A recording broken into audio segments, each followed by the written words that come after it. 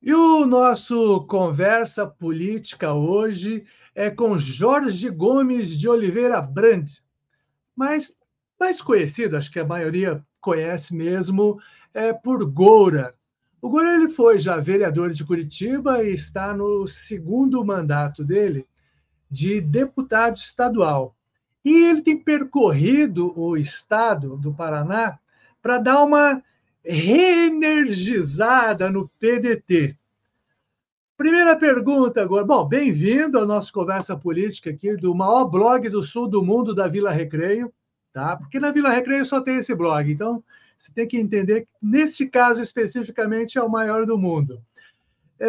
Você tem percorrido o estado para dar uma reenergizada no PDT. O que você tem encontrado? Bom, primeiro de tudo, minhas saudações, Cláudio, parabenizá-lo, parabenizar o blog, né, que ele percorra aqui e cresça cada vez mais para todo o hemisfério sul, não fique só no sul do Brasil, né, vamos conquistar cada vez mais espaço, parabéns. Cláudio, bom, como você colocou, eu estou no meu segundo mandato de deputado estadual do Paraná, sempre estive em mandatos eleitos pelo PDT.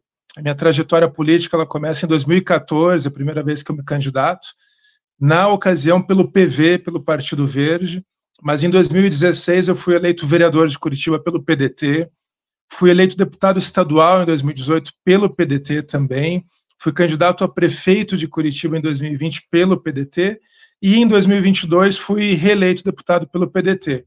Logo no início do ano passado, após o resultado das eleições de 2022, que, vamos ser francos, né, e fazer a autocrítica, a análise fria e cirúrgica que a política exige, o PDT não foi bem. O PDT diminuiu as suas bancadas e aqui no Paraná também. Eu fui o único parlamentar eleito para a Assembleia, nós tínhamos o ex-prefeito, o ex-deputado federal Gustavo Frutti, que não conquistou uma cadeira na Câmara Federal, e a partir desse resultado, eu solicitei ao nosso presidente, o atual ministro da Previdência, Carlos Lupe, a possibilidade de conduzir um processo na frente, né, frente à presidência do nosso partido aqui no Paraná. E desde então, desde março do ano passado, eu estou presidente do PDT do Paraná com uma tarefa que eu acho que é uma tarefa difícil, da gente buscar um equilíbrio, né, entre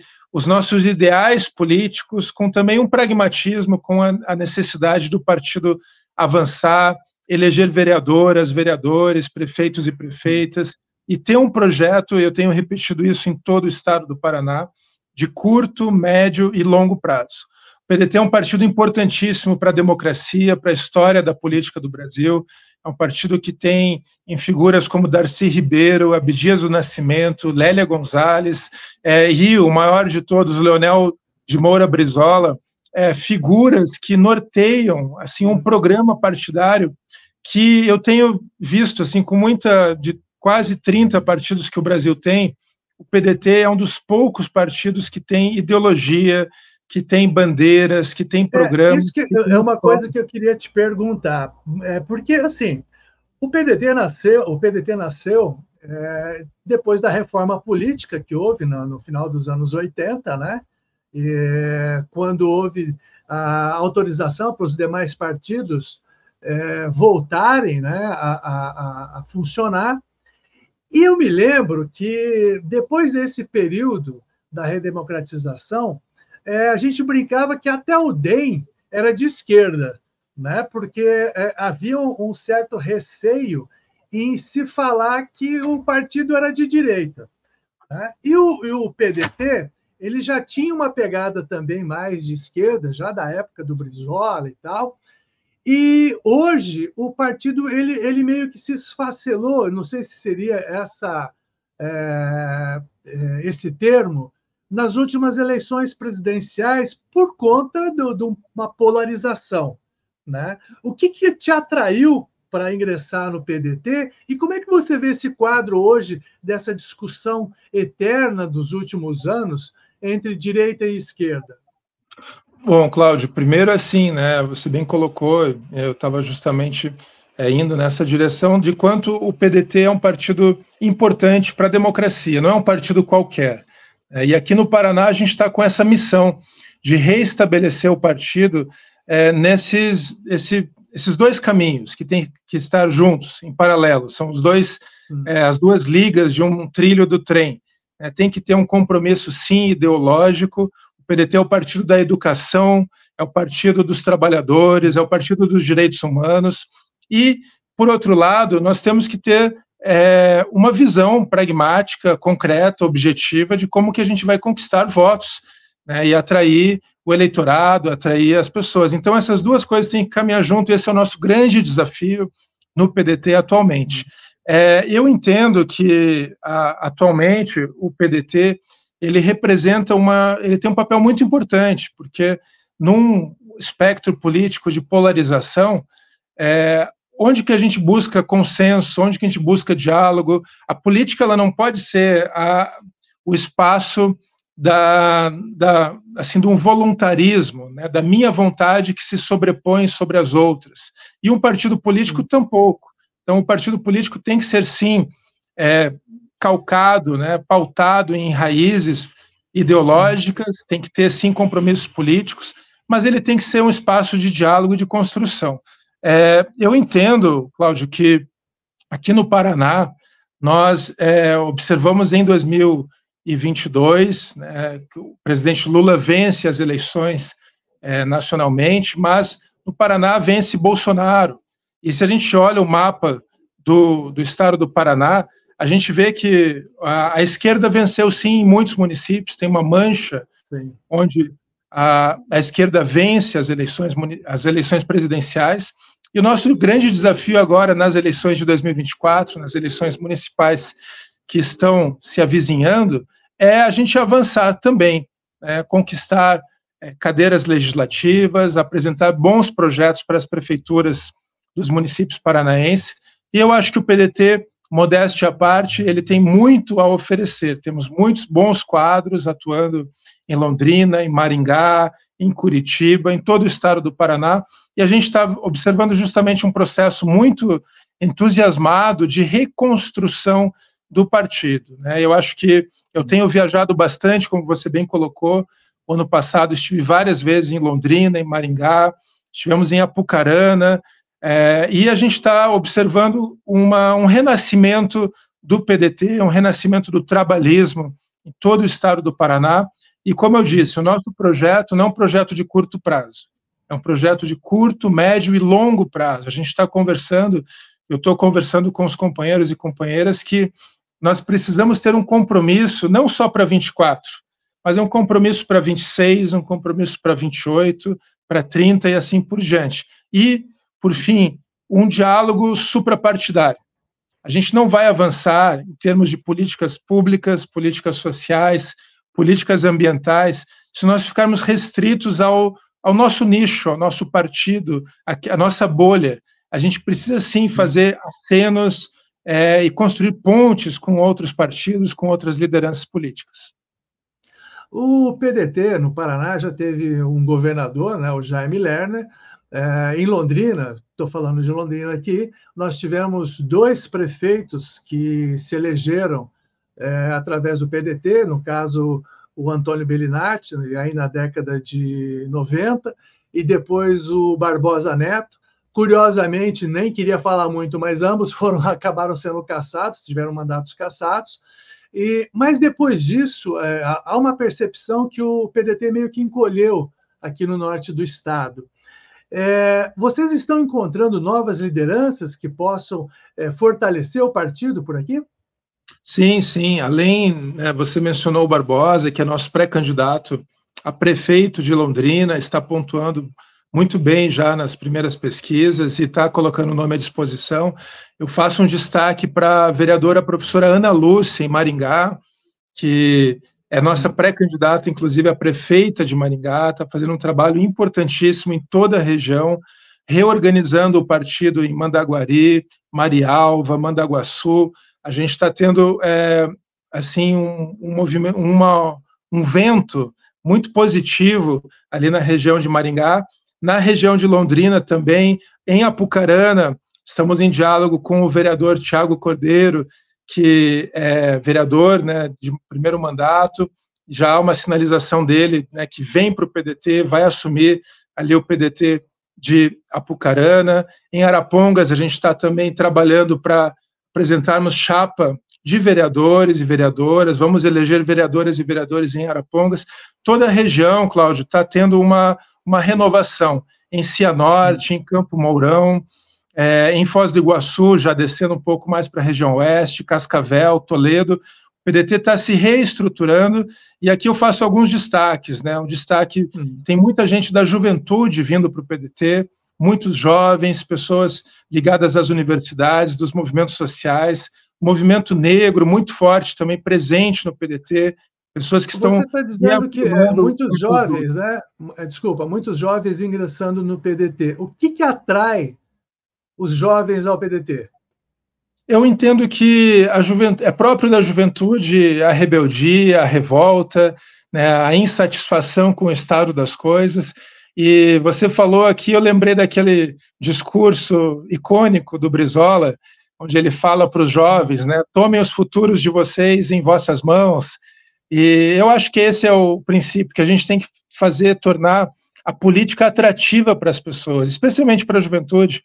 A gente passou por quase uma década já de desqualificação da política, né? O processo que nós vimos com a Lava Jato e com tantos mais é um processo de demonização da política, de toda a classe política, como se político fosse tudo igual, como se a política não servisse para nada. E a gente tem que ter uma retomada dessa perspectiva de que a política é um instrumento de transformação da sociedade.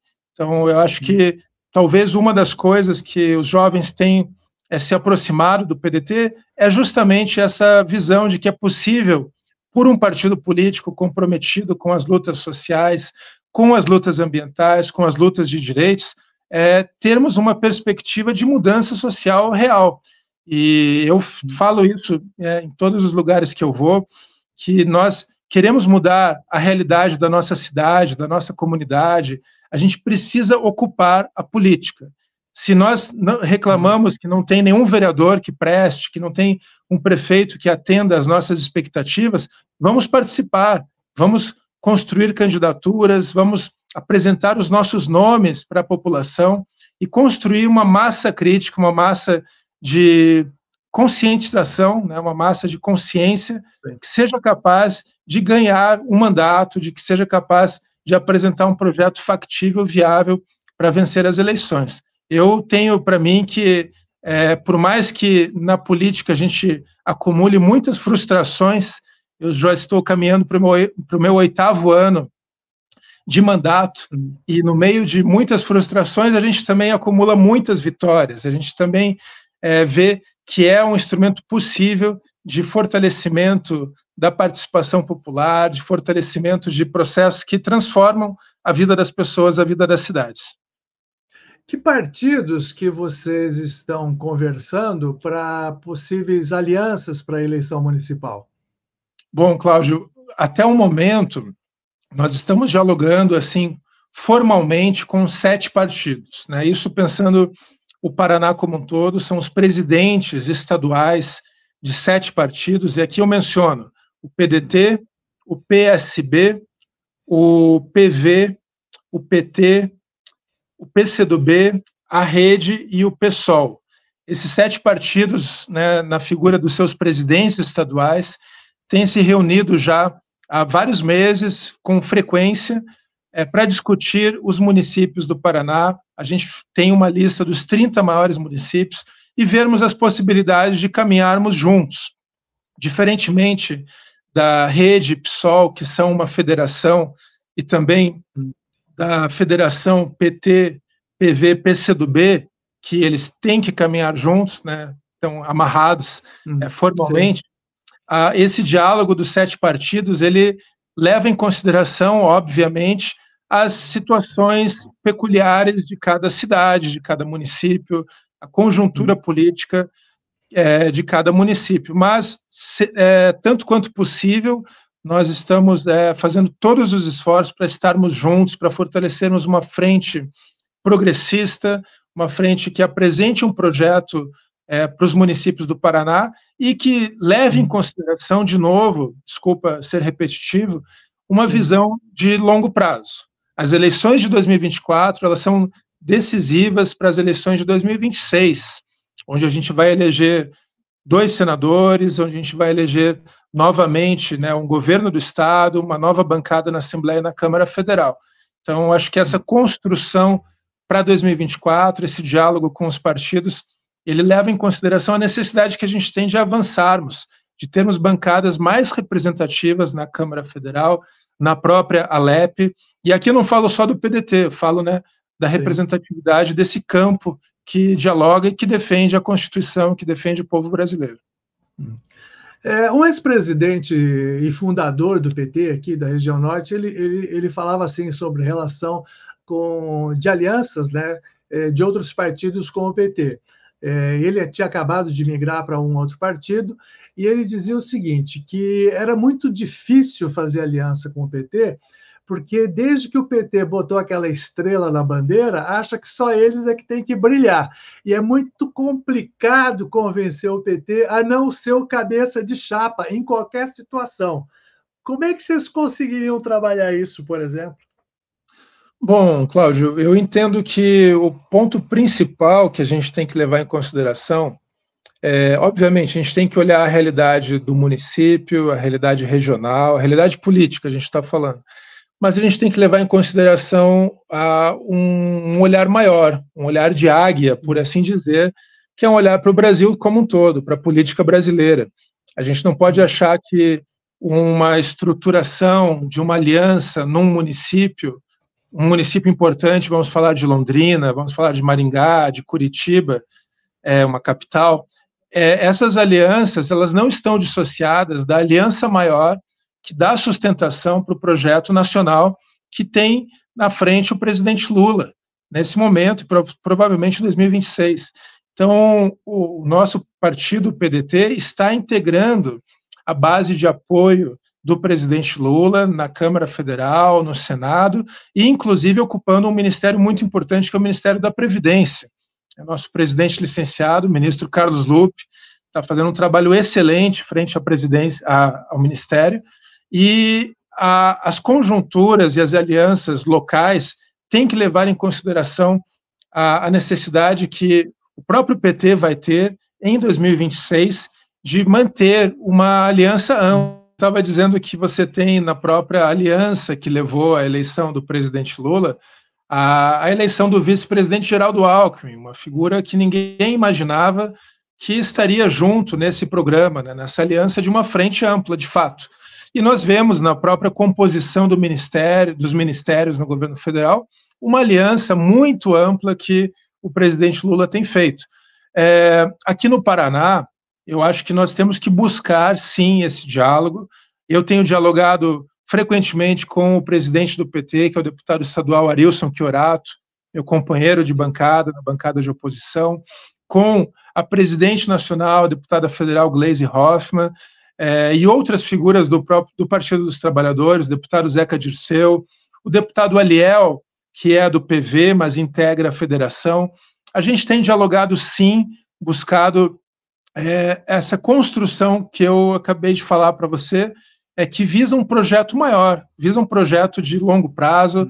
A gente tem que ter, na política, o que é difícil, muitas vezes, uma posição de abrir mão de certas vaidades individuais, muitas vezes, em prol de um projeto coletivo maior.